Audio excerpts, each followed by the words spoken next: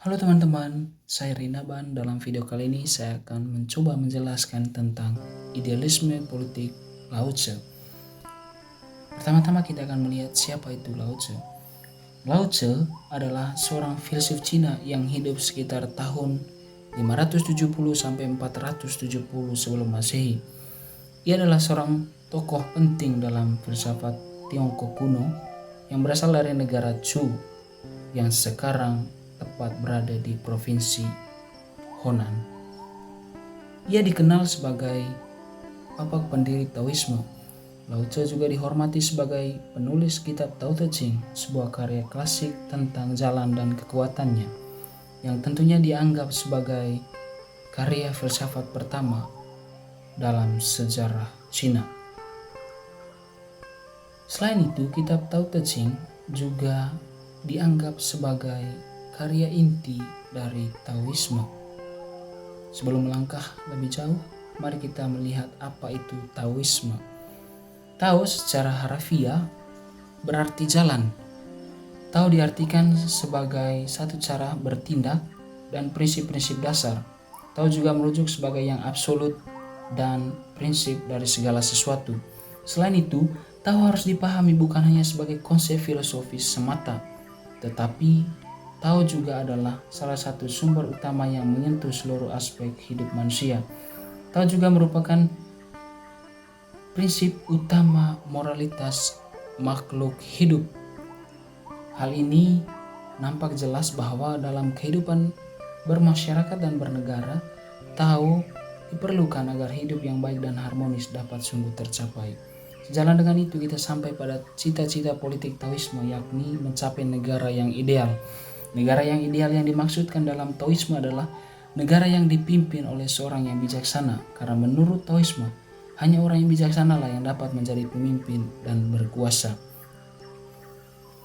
Kemudian kita sampai pada poin inti tentang idealisme politik Lao Tzu. Idealisme politik Lao Tzu yang pertama ini sangat dekat dengan idealisme moral. Ajaran moral yang digagas oleh Lao Tzu banyak ditujukan kepada para pemimpin. Tujuannya ialah supaya para pemimpin waktu itu menjadi seorang yang sempurna secara moral. Selain itu, secara politis, menurut Lao Tzu, negara yang ideal adalah negara yang kecil, sederhana, tidak mengandalkan pembangunan yang akhirnya merugikan masyarakat sendiri. Kemudian, poin yang kedua, yakni idealisme politik juga berkaitan dengan pendidikan, karena menurut Lao Tzu, pendidikan merupakan satu-satunya jalan yang membebaskan. Dalam hal ini, Lao Tzu sekaligus menolak 3 macam pendidikan yang bisa menjadi sumber kejahatan, yakni pertama, pendidikan yang mengajarkan pembedaan sosial. Yang kedua, pendidikan yang diperoleh melalui indera manusia, seperti kemampuan membuat diskriminasi melalui persepsi. Dan yang ketiga, pengetahuan moral seperti yang diajarkan Konfusius dan moralis lainnya, terutama keempat keutamaan. Lalu Lao Tzu juga menjelaskan tentang penyebab kekacauan dalam masyarakat dan kehidupan sosial politik. Ada 3 poin. Yang pertama, pembedaan atau penilaian barang-barang dunia dalam kategori diinginkan manusia dan tidak diinginkan. Hal ini membuat persaingan antara manusia yang melahirkan konflik. Misalnya seorang yang membuat uang palsu untuk kepentingan dirinya sendiri. Di sini dapat dilihat bahwa manusia mulai menipu, merampok, dan berlaku tidak adil terhadap sesamanya.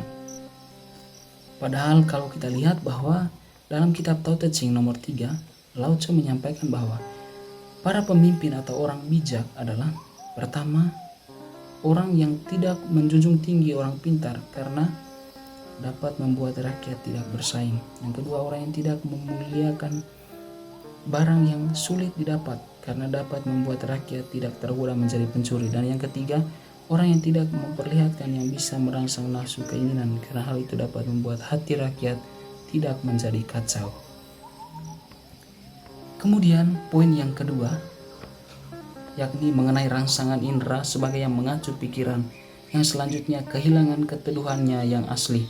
Dari hal ini, Lao Tzu memberi jawaban bahwa keadaan ideal pikiran sebenarnya sama seperti bayi yang tidak memiliki kehendak, tidak membedakan baik dan buruk, berharga dan tidak berharga. Dan yang ketiga, tentang ajaran moral yang terlalu diagungkan, menyebabkan Tao merosot dalam kehidupan masyarakat yang menyebabkan kemunafikan. Kemudian kita sampai pada filsafat politik Lao Tse. Ada 2 poin yang disampaikan di sini. Yang pertama, kembali kepada keadaan asali. Hal ini berarti bahwa manusia harus kembali kepada keadaan di mana mereka merasa cukup akan apa yang dimiliki. Selain itu, hal ini juga berkaitan dengan bahwa manusia mesti sampai pada kesadaran untuk tidak menginginkan apa yang tidak dimiliki, serta memiliki sikap yang tidak berfoya-foya serta sombong akan apa yang dimiliki. Kemudian yang kedua, pemimpin sejati adalah manusia bijak. Maksudnya bahwa pemimpin yang tidak mempunyai kepentingan pribadinya lagi, dia mementingkan kepentingan rakyat daripada kepentingan pribadi. Pemimpin yang bijak harus mengedepankan rasa bersatu selaras dengan rakyat. Kemudian solusi yang ditawarkan oleh Lao Tse agar terciptanya pemimpin yang bijak adalah dengan mendorong seorang pemimpin untuk harus berjalan dalam tahu. Bagaimana caranya? Ada 3 poin. Yang pertama, menghapus semua sumber kekacauan seperti hukum dan ajaran tradisional tentang Ren dan Yi. Yang kedua, mengelola negara dengan sikap Wu Wei, yakni sebuah gerakan bersama untuk berbuat sesuatu yang wajar dan tidak berlebihan. Dan yang ketiga, institusi negara harus dikendalikan agar tidak menjadi ekstrim yang mengakibatkan reaksi negatif dari rakyat. Sekian dan terima kasih.